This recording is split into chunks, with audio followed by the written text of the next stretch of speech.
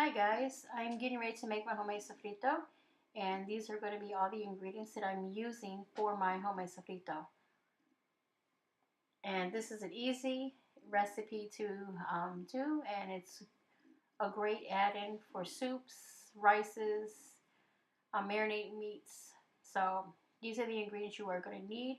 1 cup of garlic, 2 medium-sized onions, 3 bunches of cilantro, which is that, small sweet peppers, and there's your onions, and then you're going to also need culantro, which is that, and 3 green bell peppers.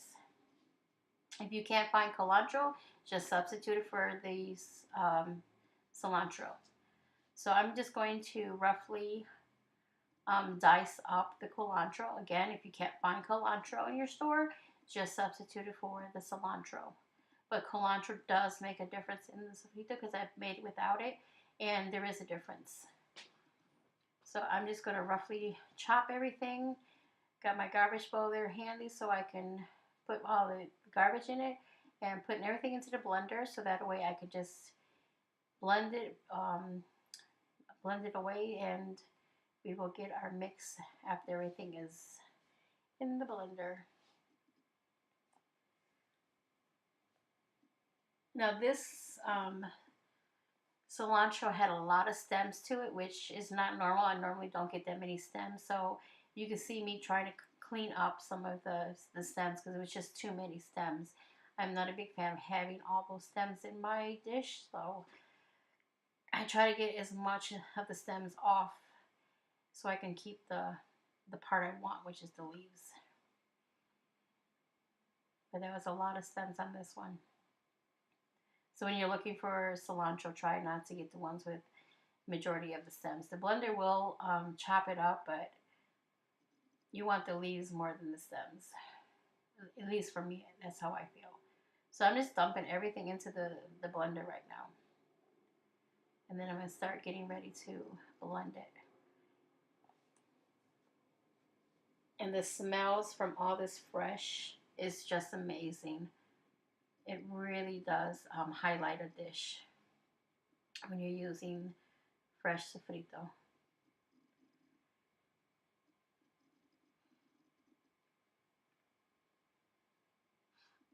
And it doesn't matter how you're cutting anything because, like I said, the blender will be doing it. So I'm just rough chopping everything so I can get into the blender and then let the blender do the work for me.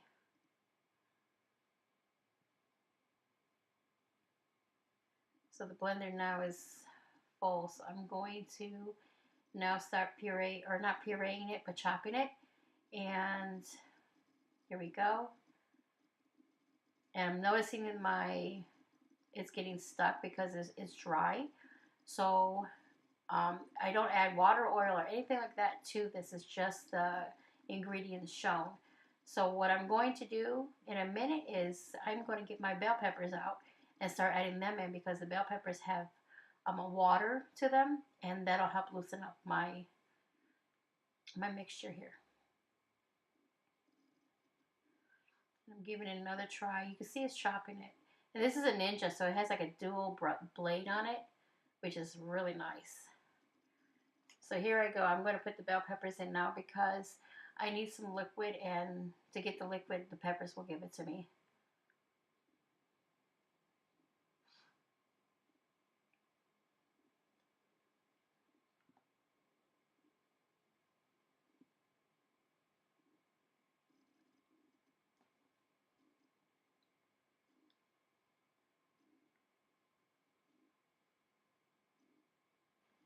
And I actually did this after work, so that tells you how long it takes to do it. It doesn't take that long at all.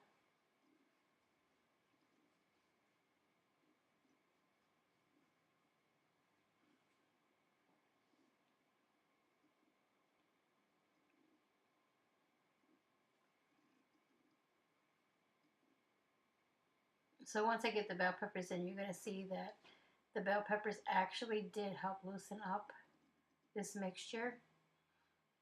And like I said, I do not add water or anything to this. This is strictly just these ingredients that I put in.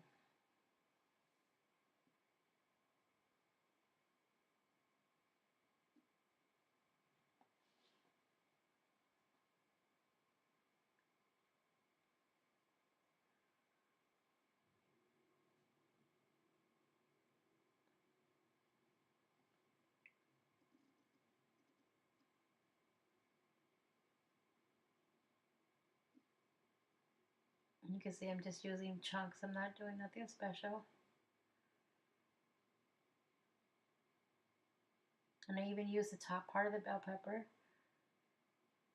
because you want to use everything that you have.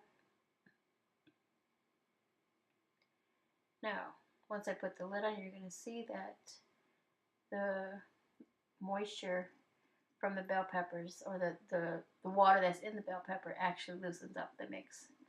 And now it's mixing correctly.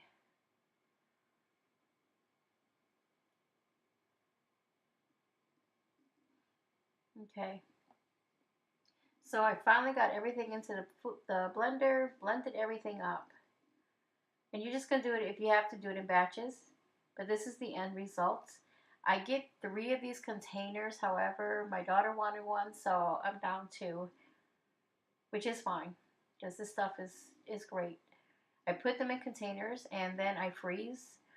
One goes in the refrigerator so I could use, and then I freeze the other one. And then when I'm out, I just pull it out the freezer the night before, and it's ready to use. But look how green that is. It's so awesome. And it smells wonderful. Oh, if I could eat this by the spoonfuls, I would. This is just amazing. You can see I have enough for another container, which I'll give that to my daughter. But this is my sofrito. Um, and it's awesome. Like I said, I use it in all my Spanish cooking. This is great in soups. You can marinate meat with this. It's just amazing.